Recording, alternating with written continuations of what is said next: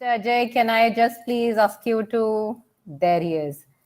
So guys, he is my mentor. A lot of the things that I end up saying, doing, thinking is because of him. So if you don't like it, it's on him. He is right now the co-founder of something called the Global Trade Research Initiative. Please do read up his stuff on LinkedIn. It's one of the most deep insights on how trade is evolving, what really is happening beneath the surface.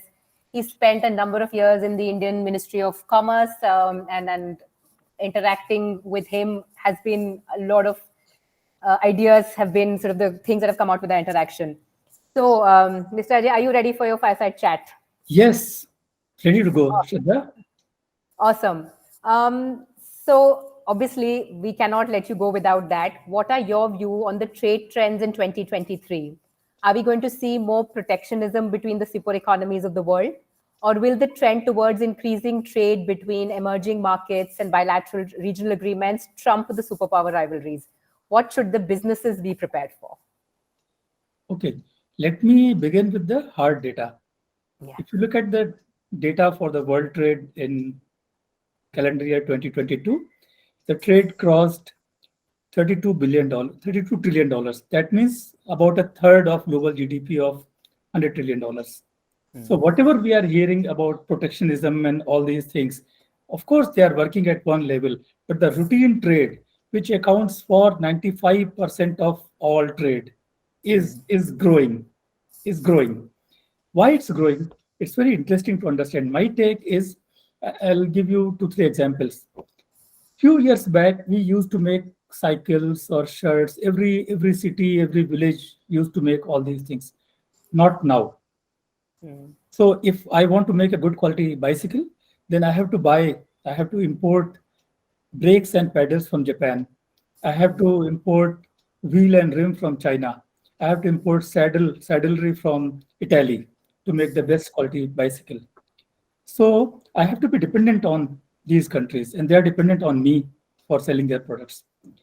Look at chocolate, hazelnut chocolate made in Belgium. So the hazelnut comes from Turkey. The cocoa has to come from Ghana. Sugar is, of course, locally produced in EU. Vanilla has to come from USA, and palm oil from Malaysia. You know, for a simple product like chocolate, 10 countries are involved in this. Correct. Talk about shirt. A tailor in every village used to make it, but now cotton shirt. India makes the best quality cotton, but we are no good in making good quality fabric. So the fabric flies to China. They make the best quality fabric. But China is not best in dyeing the fabric. So fabric flies to Spain, say Spain. But Spain is a high cost country for cutting and stitching the garments. So it flies in locations like Vietnam, Bangladesh, or Ethiopia, where garments are made and sent to all the world's chains of Zara's and H&M's, what we say. So I say normal trade has become is taking place in a component splintered form, and we are more dependent, whatever is the tension amongst the countries. But normal trade, we are so much dependent. So businessmen and politicians, they realize that normal trade has to take place. It's taking place, it's increasing leaps and bounds. Now about the protectionism, of course, the trend is very persistent.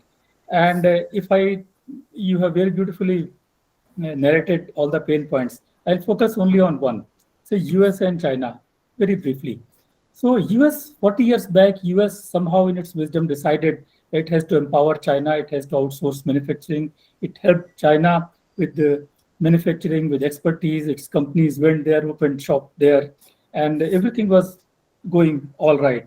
Then suddenly, in one day, you want to decide you want to put the genie back into the bottle. Genie's become too big. You can't put it in the bottle right now in any way. You can create some pain points. That's what is the situation here. US is trying to bleed China through high technology restrictions, and China is doing its own thing through playing, say, local currency trading in oil, and all those things. So I'll stop here. Awesome. So taking a cue from there, there's a lot of talk about diversification of supply chains from China. like you said, it's a very big genie, and it's not really that easy to replace China as centrality of supply chains. So reshoring, friendshoring. So what is really happening on the ground? Are supply chains moving out of China? In what sectors? And who is benefiting? Maybe you could talk a little bit about India as well, because you're based there, and there's a lot of narrative about India being the beneficiary of a supply chain moving out of China. So Shraddha, when I read experts and when I talk to the people, there is a lot of gap. I think that's my understanding gap. I have to fill that. But it's like this. In 2013, we heard for the first time China plus one strategy. And of course, COVID demonstrated that you should not put all the eggs in one country, even if it's a friendly country. If something happens, some natural catastrophe is there, then supply lines are affected and your hospitals may be empty, your patients may be dying, and so on. So China plus one was a workable strategy. Everybody could see that it's fine.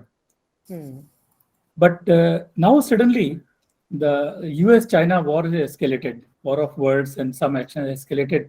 And in hushed tones, people are talking about minus China initiative. It's not written, not much talked, but minus China. So I don't understand. My problem is, we all have the names of the firms which have moved out of China or moving out of the China. Many surveys say that 1/3 of the MNC executive, they say either they are moving out, they are planning to move out in 2 years. But my problem in understanding is this. Today, as I mentioned you the example of the world is made of more complex products, electronics, precision engineering, robotics, and others. And these products, they are made of thousands and thousands of components inside them. Sure. And China has mastered making of the components.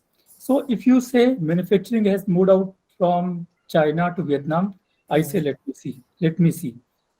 If I ignore Samsung and Apple, I'll talk about them later on. Then I say the manufacturing is still taking place in China. The outer shell, the final part is happening of manufacturing is happening in some other country. So that's what is happening. So it's very difficult for any country to emulate China because of their expertise in component manufacturing system, unless a focus is there on component manufacturing. And China has developed that in 30, 40, at least 30 years, these things. These cannot, no country, India or no country can do it immediately. I'll tell you Indian example. See, Apple has moved to India. So we have a production linked incentive scheme, and we are providing some incentive for the MNCs to move here and take benefit of that scheme. But when Apple moved, Apple discovered, of course, Apple knew that most of the things that are going into the iPhone, they are still being made in China. What to do for that? They're importing from China. Now talk is on that some of the Chinese component manufacturers, Indian government will allow them to set shop in India under a JV with some Indian firm. Correct. It's all long drawn process. So I say it's very easy for Vietnam or India or any country that, okay, I started manufacturing smartphone, I started making laptops or robotics, but unless you master the component game, you are still dependent on China. So that I think we need to understand more of this part. So whosoever is talking about moving out of the China, if a thing is called supply chain visibility, first tier suppliers, you'll find different countries, new countries. So people are happy that movement from China is there. But go to the second tier suppliers and third tier, and then we'll understand the picture in a better way. I think I should stop here. So quickly, you have 2 minutes. I want you to comment on the export restrictions on the semiconductors and chips that came about in October last year by the US. How do you see the semiconductor supply chain evolving? And what's the impact on the companies and supposed Chinese retaliation, if possible? Because China still controls the lower nodes, for example, it controls the OSAT, the testing, etc. So how is that going to pan out? So it's one industry where US still has critical total control. The only industry, no other industry, no electronics, no chemicals, no engineering, nothing. Only one industry, that's semiconductor industry. It took birth in USA. It took shape in USA. US, out of its own will, it allowed Japan, Korea, and China to develop different parts of these nodes. Yeah. So US cannot control China through semiconductors because most of the sales of the companies involved, it goes to China, obviously, because China is the prime manufacturer of electronics items, which uses all these things. Okay. So what US is doing, say October order, last year October's order, it restricts sale of chips, machines, software which are being used in China in supercomputers running AI applications. So AI, no, we have just heard about AI, Chat GPT, their potential. So US don't want China to enter that space. And US is perfectly capable. It will kill China's high-tech, I mean, supercomputing AI dreams. Why? Only one company was there, SMIC. US order is very specific. It restricts the supply of 2 to 7 nanometer chips, high-end chips to China by any country which are its partners. Almost every country is dependent on USA. But SMIC, which is a Chinese company, it comes closest in chip making, and the highest and the lowest it can make is 16 nm. So it's still big gap between 7 nm and 16 nm is there.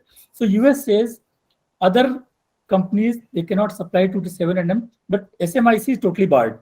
You can supply even 100 nm chips there. So China's semiconductor ambitions, I think, they will suffer a big setback, and that's what my current understanding is. But we keep on hearing many things all the time. Thanks, Shraddha.